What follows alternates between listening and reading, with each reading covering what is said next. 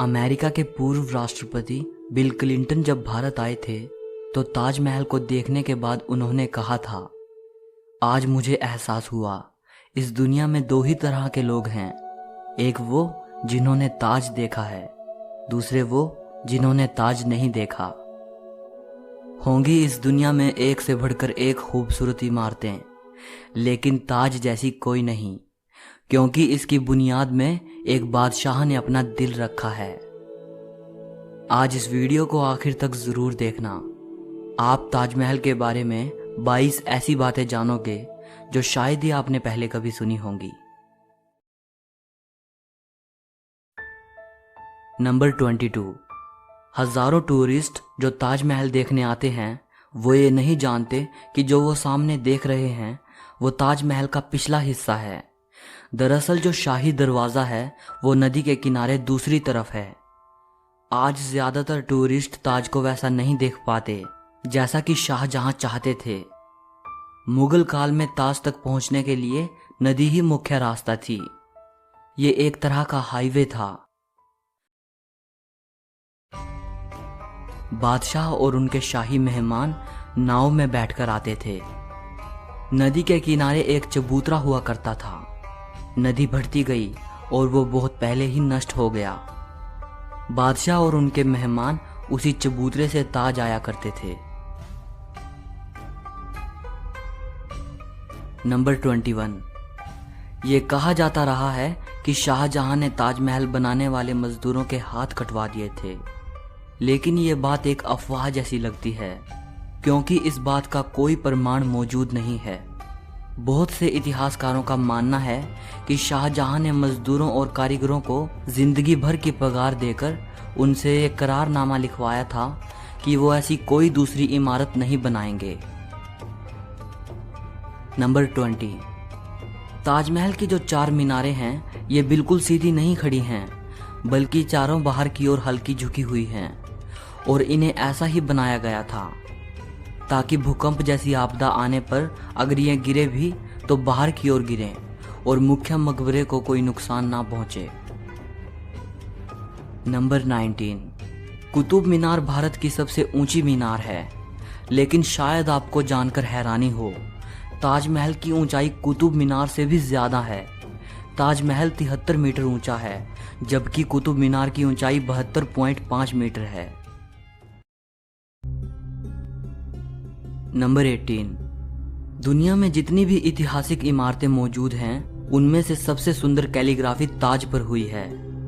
जैसे ही आप ताज के बड़े दरवाजे से अंदर जाते हो, दरवाजे पर लिखा ये सुलेख आपका स्वागत करता है, हे आत्मा, तू ईश्वर के पास विश्राम कर, ईश्वर के पास शांति के साथ रहे और उसकी परम शांति तुझ पर बरसे।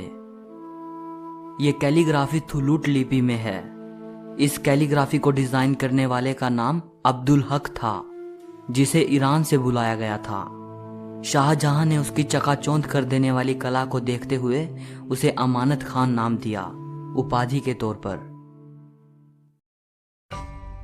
नंबर 17। जिस वक्त शाहजहां बादशाह बने वो मुगल सल्तनत का सबसे सुनहरा दौर था, या यूं कहें शाहजहां का जमाना मुगल हुकूमत की बसंत जैसा था। चारों तरफ अमन और खुशहाली थी। प्रजा के लिए बादशाह का हुक्म ही सबसे ऊंचा होता था। शाहजहां की बादशाहत में लड़ाइयां नहीं होती थी। वो जबरदस्त शान शौकत ऐशो इशरत का दौर था। बादशाह को बड़ी बड़ी इमारतें बनवाने का शौक था। उन्होंने मुगल वास्तुकला के साथ भारत के प्राचीन इतिहास को मिला दिया था। नंबर 16।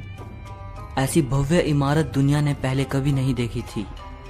इसके लिए सफेद संगमरमर राजस्थान के मकराना से लाया गया था। जेड और क्रिस्टल चाइना से मंगवाया गया था। लैपिस लाजुली अफगानिस्तान से आया था। टर्कोइस तिब्बत से, जैस्पर पंजाब से, सैफायर श्रीलंका से और कार्नेलियन अरब से आया था। कुल मिलाकर ऐसे ही 28 किस्म के बेशकीमती रत्नों को सफेद संगमरमर में जड़ा गया था। इन सब चीजों को विदेश से आगरा लाने के लिए 1000 से भी ज्यादा हाथी इस्तेमाल किए गए थे। नंबर 15। ताजमहल आज से करीब 400 साल पहले 1631 में बनना शुरू हुआ था और ये 22 साल बाद 1653 में पूरा हुआ। इसका निर्माण 20,000 कारीगरों और मजदूरों ने किया था। वास्तुकला का इससे शानदार नमूना दुनिया में दूसरा कोई भी नहीं।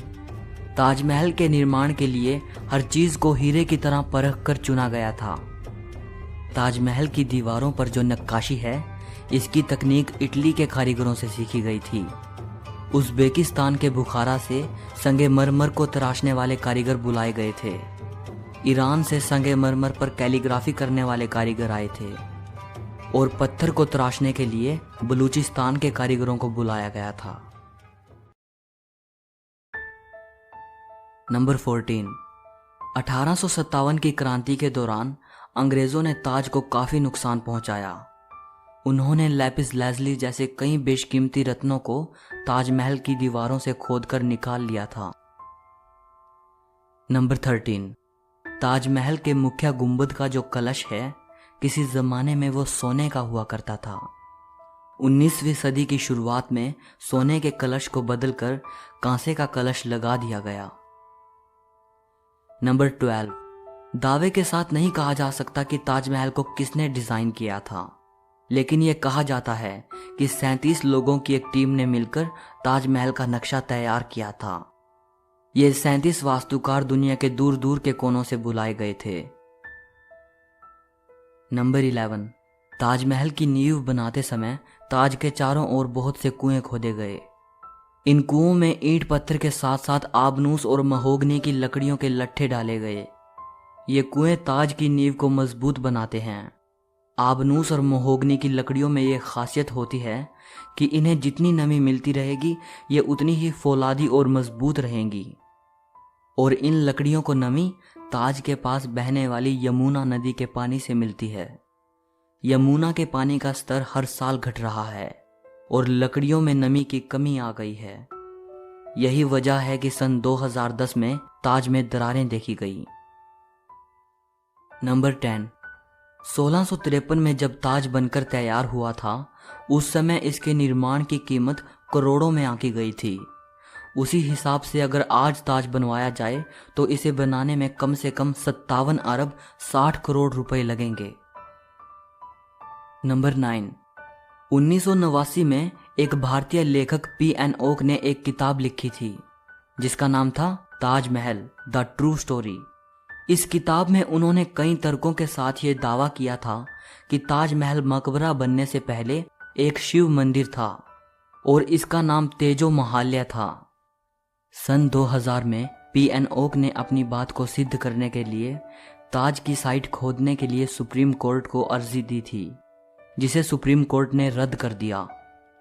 आर्कियोलॉजिकल सर्वे ऑफ इंडिया के मुताबिक ताजमहल कभी एक शिव मंदिर था, इस बात के कोई सबूत नहीं है, बल्कि शाहजहां ने ताज को बनवाया था, इसके प्रमाण ही इतिहास के पन्नों में मिलते हैं। नंबर 8। एक कहानी प्रसिद्ध है कि शाहजहां यमुना नदी के दूसरी तरफ काले संगमरमर से ऐसा ही एक और काला ताजमहल बनाना चाहते थे। कहा जाता है कि शाहजहां मुमताज की तरह अपने लिए भी एक मकबरा बनाना चाहते थे, लेकिन इससे पहले कि वो काला ताजमहल बनवा पाए, औरंगजेब ने उनको कैद खाने में डलवा दिया। लेकिन इतिहासकार कहते हैं कि ये बाद में बनाई गई मनगढ़ंत कहानियां हैं। जिस जगह शाहजहां के काला ताज बनवाने की बात कही जाती है, वहां कई बार खुदाई की जा चुकी है, लेकिन ऐसा कोई सबूत नहीं मिला जिससे यह पता चले कि शाहजहां काला ताज बनवाना चाहते थे। नंबर 7। ताजमहल का डिजाइन हुमायूं के मकबरे से प्रेरित दिखता है। हुमायूं शाहजहां के परदादा थे। उनका ये मकबरा हिंदुस्तान में आगे बनने वाली कई मुगल इमारतों के लिए प्रेरणा बना। नंबर 6। दूसरे विश्व युद्ध में सरकार ने मकबरे के चारों ओर बांस का घेरा बनाकर सुरक्षा कवच तैयार कराया था, जिससे कि हवाई बमबाजों को भ्रमित किया जा सके और ये जर्मन और जापानी हवाई हमलों से सुरक्षा प्रदान कर पाए। 1965 और 1971 के भारत पाकिस्तान युद्ध के समय भी यही किया गया था। नंबर 5। कई देशों में ताजमहल की नकल पर बनी इमारतें मौजूद हैं, जैसे चीन, बांग्लादेश और कोलंबिया में। और ऐसी एक इमारत भारत में भी मौजूद है, बीबी का मकबरा। ये इमारत महाराष्ट्र के औरंगाबाद में है। इसे मुगल बादशाह आजम शाह ने अपनी मां दिलरस बानो बेगम की याद में 17वीं सदी के आखिर में बनवाया था। इसे ताजमहल की तर्ज पे बनवाया गया था। इस मकबरे का गुंबद ताजमहल के गुंबद से छोटा है और इसका सिर्फ गुंबद ही संगमरमर का है, बाकी निर्माण प्लास्टर से किया गया है। नंबर 4, ताजमहल की सबसे ज्यादा लोकप्रियता इसके निर्माण से जुड़ी अद्भुत प्रेम कहानी की वजह से है। बादशाह शाहजहां ने अपनी बेगम मुमताज महल की याद में इस इमारत को बनवाया था। मुमताज का असली नाम अर्जुमंद बानो बेगम था। शाहजहां ने उन्हें मुमताज महल नाम दिया, यानी महल का सबसे अनमोल रत्न। महज 38 साल की उम्र में अपनी 14वीं संतान को जन्म देते वक्त मुमताज की मृत्यु हो गई। उस वक्त वो बुरहानपुर में थी। अपनी प्रिय बेगम की मृत्यु से बादशाह बेहद दुखी हुए, जैसे उनकी जिंदगी ही तबाह हो गई। और आखिर उनकी याद में शाहजहां ने ताज को बनवाने का फरमान जारी किया। नंबर 3, पहले मुमताज को बुरहानपुर में ही दफनाया गया। इसके बाद शाहजहां ने ताज को बनवाना शुरू किया। तब बुरहानपुर से मुमताज के शव को निकालकर जहां ताजमहल बन रहा था उसके पास एक बगीचे में दफनाया गया। ताजमहल को तैयार होने में 22 साल लगे। तब तक मुमताज का शव बगीचे में बनाई गई कब्र में ही दफन रहा। बाद में उसे ताजमहल के अंदर मुख्य गुंबद के नीचे दफनाया गया। नंबर 2, शाहजहां का सारा ध्यान ताज को एक खूबसूरत रूप देने में लगा रहा। इसी बीच शाहजहां के ही बेटे औरंगजेब ने आगरा पर हमला कर अपने पिता को कैद कर लिया। शाहजहां से पूछा गया कि वो क्या चाहते हैं, तो उन्होंने कहा कि उनको ऐसी जगह पर कैदी बनाकर रखा जाए जहां से वो सीधे ताज को देख पाएं, और उनकी ये ख्वाहिश पूरी कर दी गई।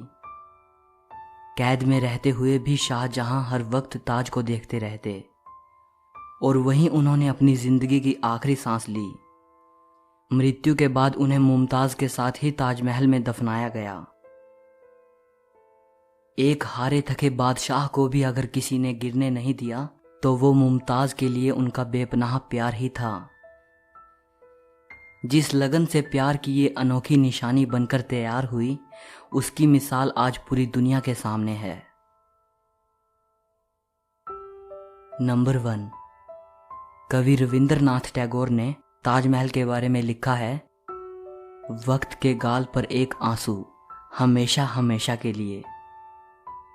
उन्होंने ताज की छवि वक्त के गाल पर एक थमे हुए आंसू के रूप में बयान की है। शाहजहां जानते थे कि ये दौलत, ये ताकत और ये शानो शौकत एक दिन सब खत्म हो जाएगा। उन्होंने सोचा कि कुछ ऐसी यादगार चीज बनाई जाए जो हमेशा रहे, और शाहजहां ने अपनी प्रिय की याद में ताज को बनवाया। आज बादशाह नहीं रहा, उनकी हुकूमत नहीं रही, और उसकी सल्तनत को भी खत्म हुए कई जमाने गुजर गए।